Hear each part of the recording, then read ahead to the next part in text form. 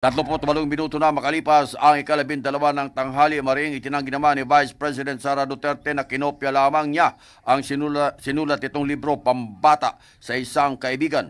Ayon kay Inday Sara, madali lamang umano ang sumulat ng mga maikling kwento na ibinabase sa sariling karanasan at hindi na kailangan mangopya pa. Ipinaliwanag nito na nais niya magkaroon ng interes magbasa ng mga libro ang mga kabataan, kaya ginawa niya ito. Anya, mayroon pa siyang ilalabas na isang libro tungkol naman ito sa pagtataksil ng isang kaibigan. Magugitang reaksyon lamang ito ng ikalawang Pangulo sa aligasyon ng plagiarism o pangungopya mula umano sa ibang may akda.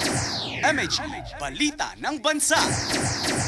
Inanunsyo naman ng liderato umano ng Senado na ayaw nang makisawsaw pa ni Senate President Francis T. Escudero III sa naging pagtatalo ni Vice President Sara Duterte at Senadora Riza Ontiveros.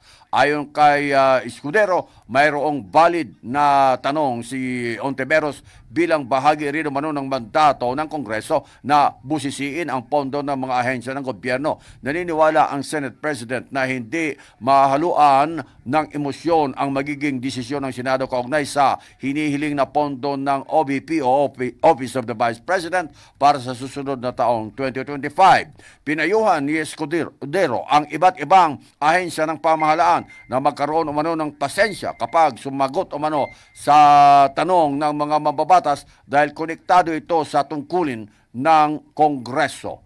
Samantala, buo naman ang tiwala ni Escudero sa chairman ng Committee on Finance na si Senadora Grace Poe na kakayanin niyang pangasiwaan ang iba't ibang ahensya ng gobyerno. Kaugnay naman sa ipinapanukalang lagakan umano ng 10 milyon pisong pondo ang isang libro na pinamagatang Isang Kaibigan.